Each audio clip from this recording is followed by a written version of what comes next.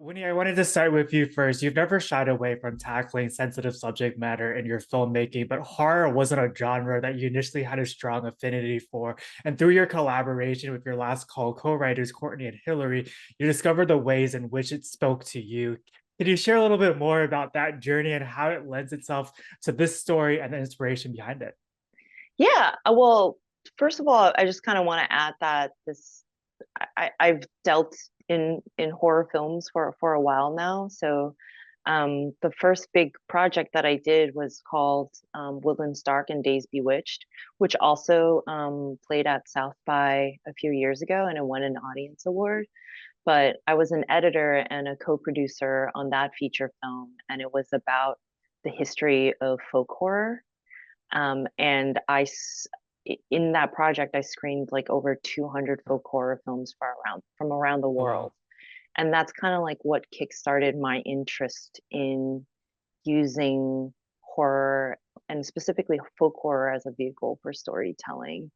And it was actually Courtney and Hillary who recommended me for that project. So they've been kind of like really, really deep collaborative partners. They wrote on my first feature film as well. And I think it's kind of been this little storytelling coven that we've been a part of to make this project come true. And Celia, your character is somebody that audiences will undoubtedly see themselves in, which is a testament to both your performance and the entire creative team. And that kind of connection is such a feat, especially in a short film. What was it about this character that spoke to you, and how did you approach bringing both her strength and fragility to life in such a limited runtime? I mean, a lot of it goes to our great director, Winnie, right here. Um, I think we started this project in 2020, right, Winnie? Yeah. It took a really long time. And Winnie's really good in like, talking to actors through the emotional core of the character. She broke down like steps of why Claudia feels a certain way, throughout the script. And originally our script was actually longer. And because of things that were happening, COVID and we rework some of the aspect of the script. And as Winnie and I were reworking it, we got to deep dive into the character more. Winnie loves to reference like music and movies, so we get to watch some movies to see how the character plays out. But Winnie and I are from Hong Kong descent, so we talked a lot about like Hong Kong cinemas and the characters in Hong Kong films that we could portray and bring it into Claudia. And then another thing that Winnie does really well is she loves animal work and breath work to like get Mm. everyone into the sense of the feeling and the, what animal do we feel like this character's at this specific moment in time. So I think a lot of it is just like Winnie helping us like craft this character. Winnie, you also have such a distinct visual language that feels so both immersive and unique. What's played the biggest role in shaping that aspect of your craft, and how did you bring it to life in this kind of blend of reality and illusion? That's a great question. I think that it really is kind of this like unique blend of my background in commercial filmmaking actually, Mm. and also a big love for just a lot of I would say Hong Kong cinema. I also love a lot of like French New Extremity body horror cinema, so and like early 90s American like erotic cinema. So I think it's like a blend of like Western, Eastern cinema and like modern commercial filmmaking techniques and kind of like dissecting these older movies like, okay, this is what I really love about it, but this is what I have access to right now as like a commercial, like in the commercial world. How can I blend these two so that it's like a more of like a it comes from me because like I always see myself like I am a bridge of the East and the West. I am a bridge of like movies and commercial. Like I always see myself as a bridge. And once I kind of recognize that, I'm able to find the connections between all these different parts of myself. Yeah, huge credit to you. From the first like opening scene, you're just immersed in it as an audience member. And now this also makes me want to watch more films from Hong Kong too. And Celia, I think one of the themes in this short is the exploration of identity and immigration, the universal feeling of being othered. But there's something really empowering about reclaiming that narrative in a female-led project like this. How did that environment support you in delivering such a powerful performance? I don't think you've ever been better. Oh, thank you, Kevin. I think partially is what's fascinating is we assemble almost a whole female crew. All the departments heads are female, and in addition to that, we actually worked with a lot of our friends. So everyone has a pretty good rapport already. And we shot a total of 4 days. And over the 4 days, everyone just felt like we were having fun.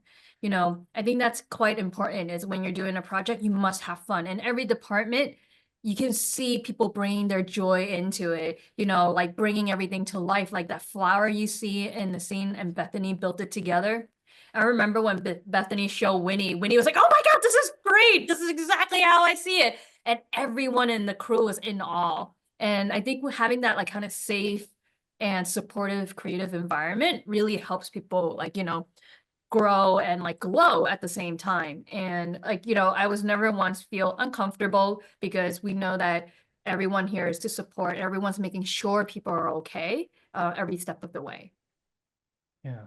And then Winnie, I think, correct me if I'm wrong, but you shot this over several weekends spanning several years. I would just love to know how that kind of that process evolved and how did that extended timeline shape the film creatively and logistically. And I also know you've also said that this is the most challenging yet rewarding project that you've worked on. What did it teach you about your own craft that you'll now maybe potentially bring into the future?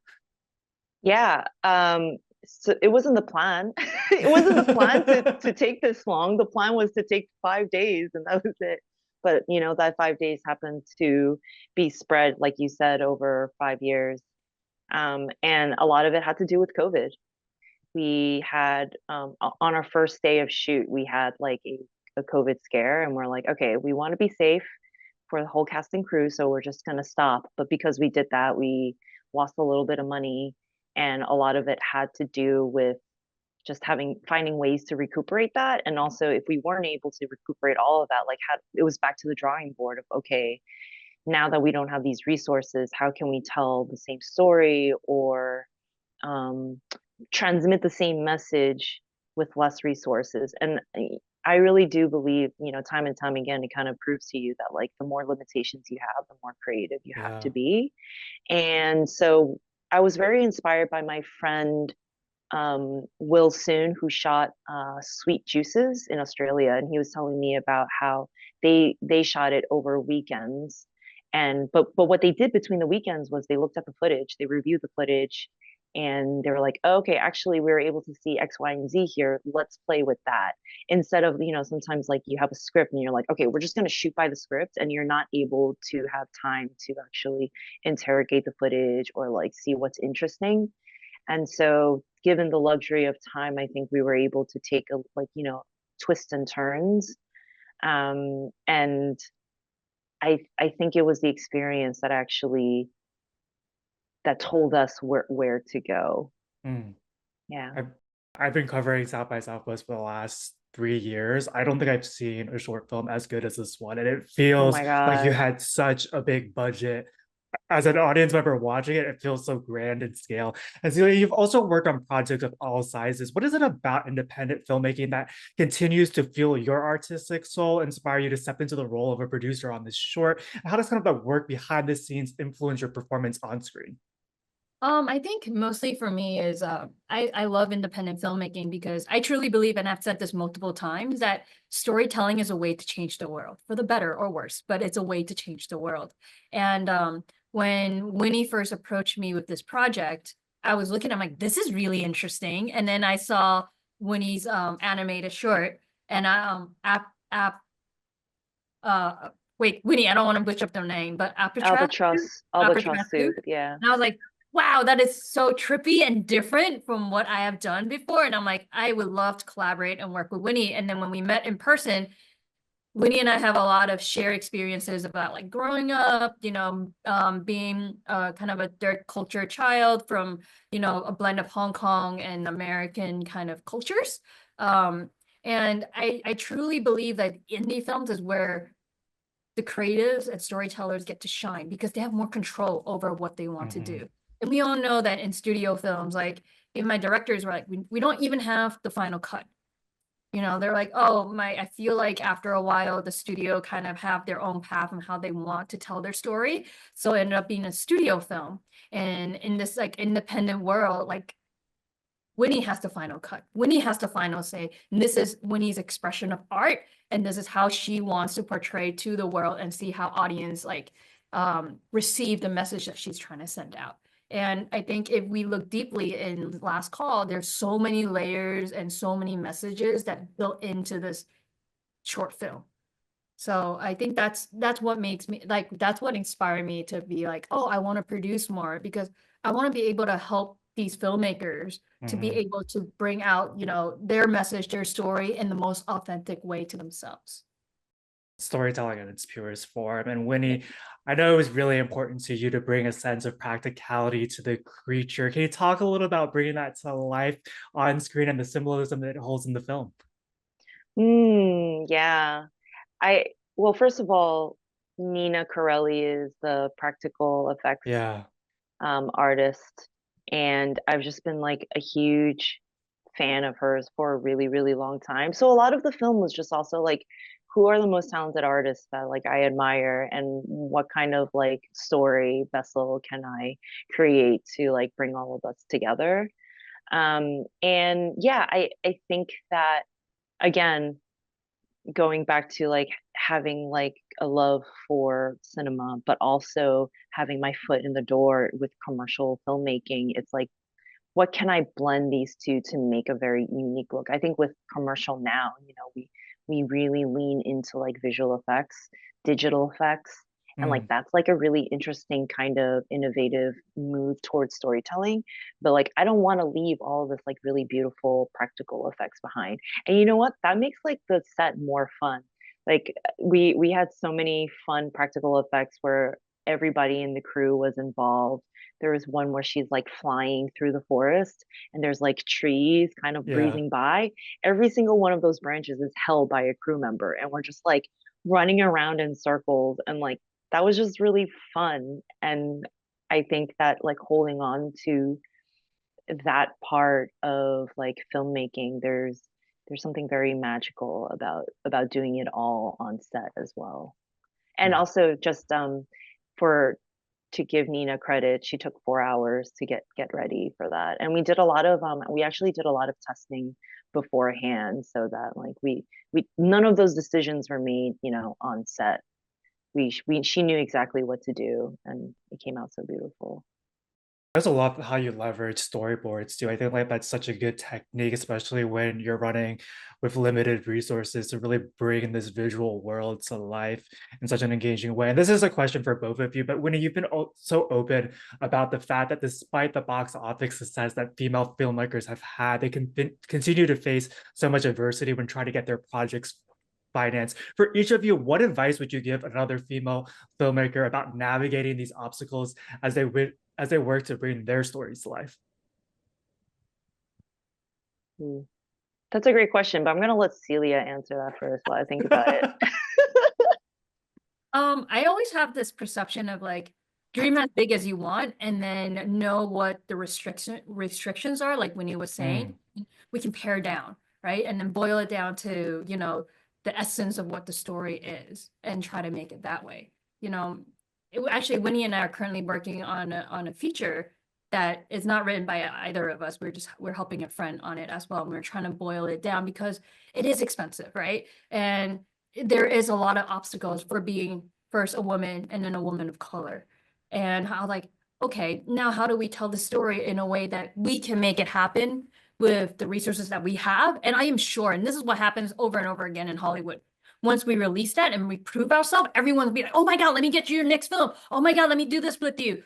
But not until then, until you prove yourself, people don't see your value. So I was like, don't let people stop you. Let's tell it either in a short form. There's so many ways in telling your stories to engage people and build an audience right now. Go for it and don't give up. And like whatever you need, like Winnie's first feature, she shot with very minimum resources, and she got a camera and she did it. And that's what helped her to get the next project. And then now she's doing more things. And I always tell people, I'm like, we have our phones. If we ever need, we can shoot something in the phone. Yes, it might not be as perfect or as cinematic as you want it to be, but it's another way of just telling a story first. Yeah, I would say that this project has definitely taught me the beauty of like delayed gratification and Mm. patience, like having patience that like if it's something that you believe in and something that you work towards, like people will gravitate towards it. Like my collaborators, the fact that they stuck around for 5 years, and like, you know, they're all so busy and have grown as filmmakers in their own right, but like they returned, they were down, even without actually knowing what was going on.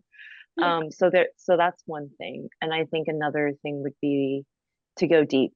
And what I mean by going deep is like understanding the lineage of uh, the story that you're telling.